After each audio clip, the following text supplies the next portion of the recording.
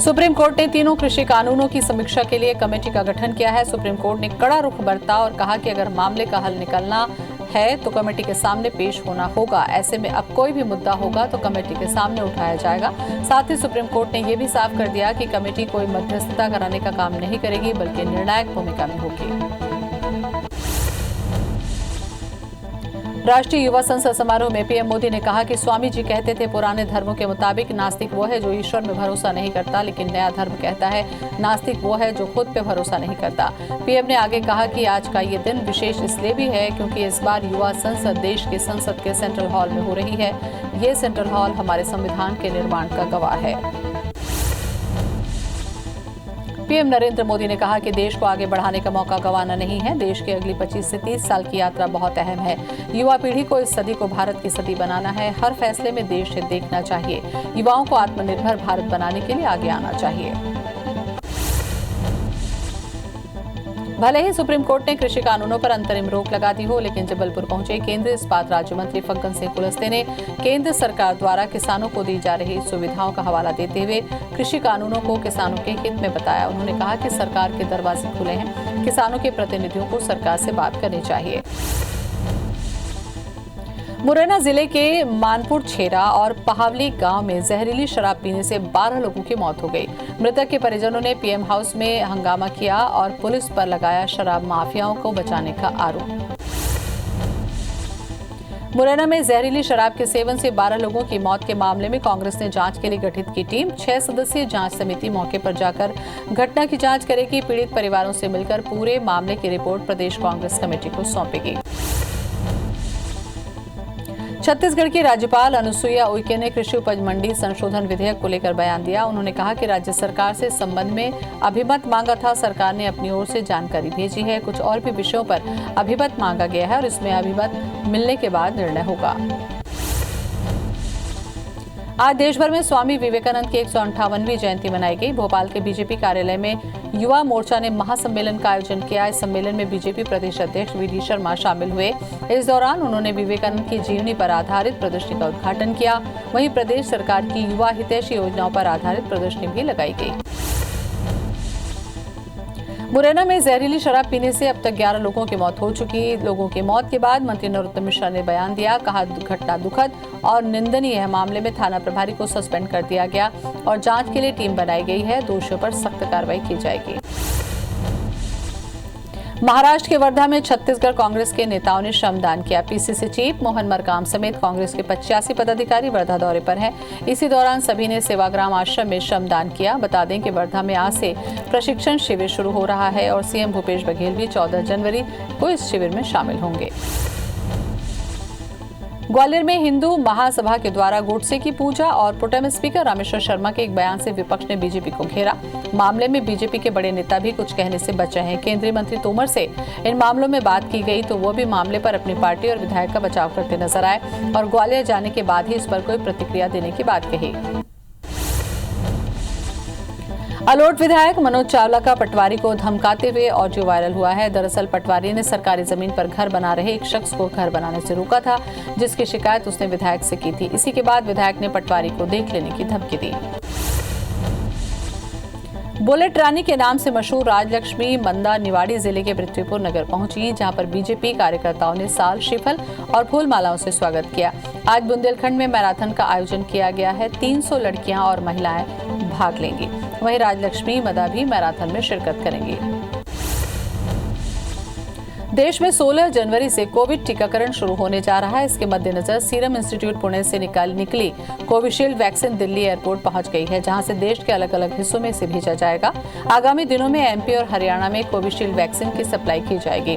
बता दें कि पहले चरण में भारत सरकार ने एसआईआई को 1 करोड़ 11 लाख डोज का ऑर्डर दिया है। मध्य प्रदेश में कोरोना के वैक्सीनेशन 16 जनवरी से शुरू हो रहा है। प्रदेश में 302 स्वास्थ्य केंद्र बनाए गए हैं। पहले 4,16,000 सरकारी और प्राइवेट हेल्थ वर्कर्स को वैक्सीन लगाई जाएगी। इसके बाद सफाई कर्मी और पुलिस कर्मियों को टीका लगेगा। वहीं भोपाल में 30,000 स्वास्थ्य कर्मियों को पहले टीका लगाया जाएगा। टीकाकरण के लिए भोपाल में 130 सेंटर बनाए गए हैं।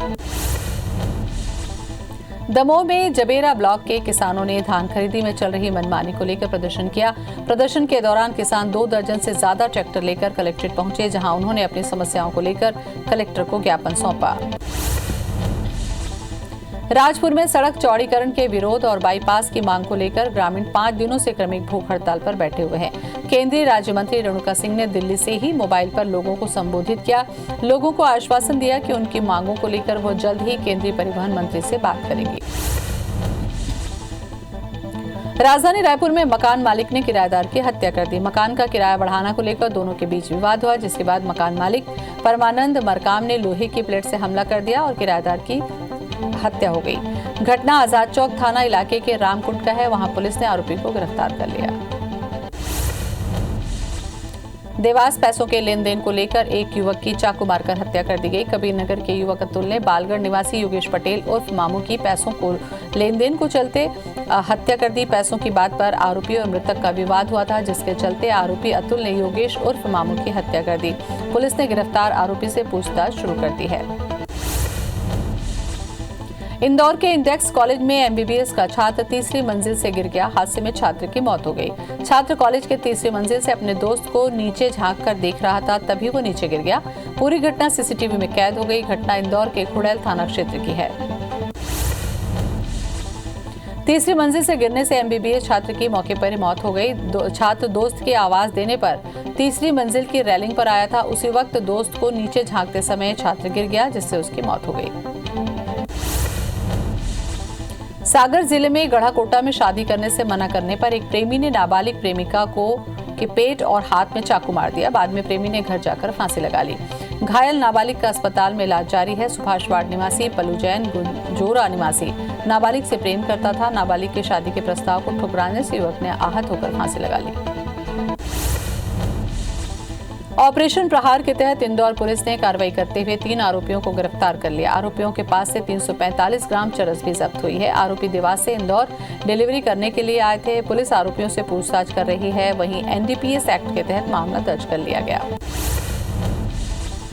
नरसिंहपुर के धोबघट गांव में नकली वनस्पति घी बनने वाले के खिलाफ बड़ी कार्रवाई की गई। सूचना मिलने पर जिला प्रशासन की टीम ने नकली वनस्पति घी बनाने वालों के ठिकानों पर छापामार कार्रवाई की और मौके पर फैक्ट्री से केमिकल का वनस्पति घी और घी बनाने की सामग्री को जब्त किया। वहीं एसडीएम ने आरोपी के खिलाफ एफआईआर दर्ज करने के निर्देश दिए हैं। इंदौर में बिल्डर अनिल धाकड़ के घर आयकर विभाग ने छापामार कार्रवाई की। आईटी की टीम ने टैक्स चोरी की आशंका के चलते बिल्डर के टेलीफोन नगर और मल्हारगंज स्थित घर पर कार्रवाई की। स्वामी विवेकानंद की जयंती के मौके पर इंदौर के गंगवाल बस स्टैंड स्थित स्वामी विवेकानंद की प्रतिमा पर माल्यार्पण किया गया। युवा मोर्चा के द्वारा आयोजित इस कार्यक्रम में बड़ी संख्या में युवा कार्यकर्ता उपस्थित थे। युवा मोर्चा के नगर अध्यक्ष मनस्वी पाटीदार ने बताया कि हर युवा विवेकानंद से प्रेरणा लेकर आगे बढ़ना चाहता है।